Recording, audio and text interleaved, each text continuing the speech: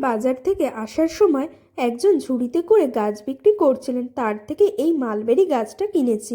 এতে মোটামুটি সারা বছরই ফল হয়, খুব বেশি পরিচর্যারও দরকার হয় না। ফেব্রুয়ারি মাসের মাঝামাঝি থেকে মার্চ মাস পর্যন্ত ফল আসতে শুরু করে।